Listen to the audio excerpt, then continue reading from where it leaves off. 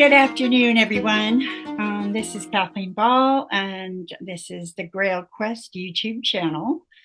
And today we're going to continue with the Grail Quest and relationship to the discovery of a Templar cave in Brazil that I found in 2015.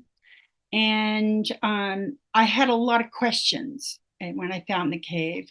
I answered some of them. We did find out that it was a gold mine. We did find out that the symbols inside were definitely Templar graffiti that they left. And we did find out that the cross above the cave was definitely Templars. So we had those facts, but we still didn't have any idea on the dating.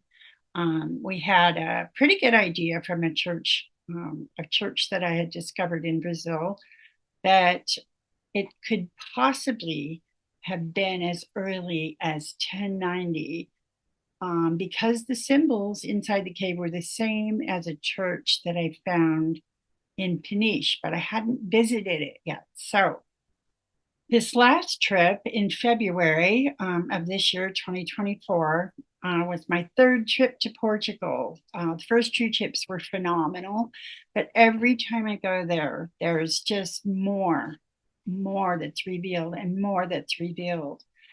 The first time I went and I met with a cross expert, who was actually a current Templar, and he verified that the cross above the cave was definitely Templar related.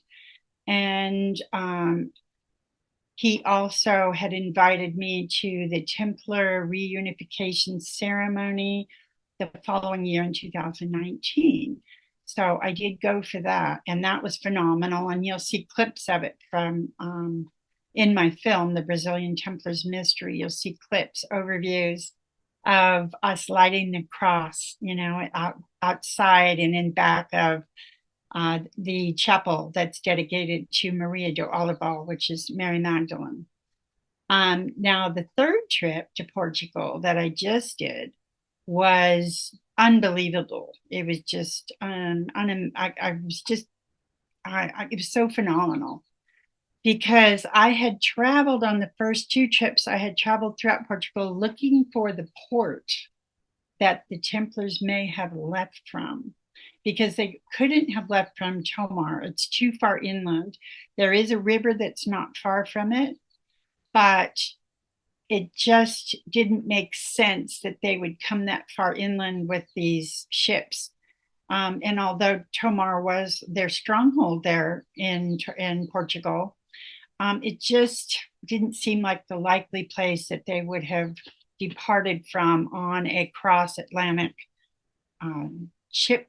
It just didn't seem likely. So I traveled along the coast of Portugal the second time I was there in Portugal, and I found a couple ports that looked like they could have worked, but there was no remains of any commanderies, or there was no building remains that looked like that they were from naval activity. So the third time, this last time, I had a friend there. I have a friend there, and Mario Pedro, who mentioned to me that this one particular area in Peniche looked like it may have commandery remains. And so now I'm like, right now I've got to go. And also not far from there is this church, the San Leonardo Church, that is just in the little town adjacent to Peniche. And that's the church that has the symbols that match the ones that are in my cave. So I, pack up, get ready to go. I meet with Mario in Portugal. His family was so kind to take me in, and I actually stayed with them for the first 2 weeks of my 3.5-week trip. And I learned a tremendous amount. He gave me copies of early maps. I mean, it was a really great trip.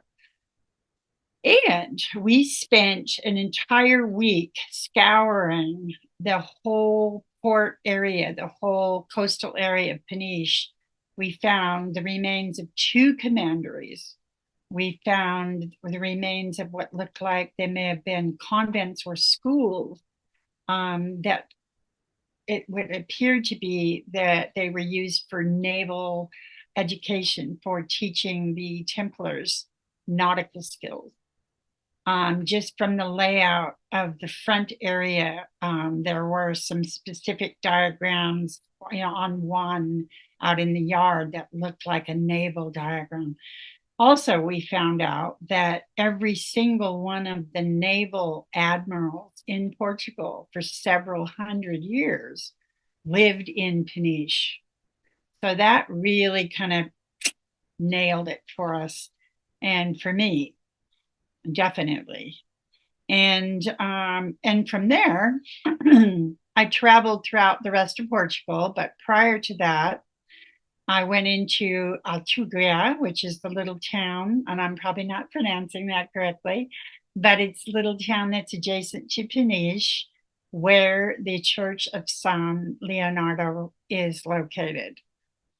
There's also another church there that has a lot of Templar symbols outside, San Sebastian, that's not very far from San Leonardo.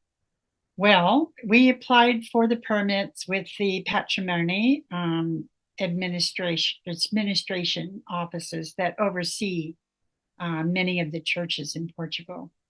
And we were granted access, and we went inside the San Leonardo church, and I immediately was drawn to the altar that's just to the left as you walk towards the end of the church.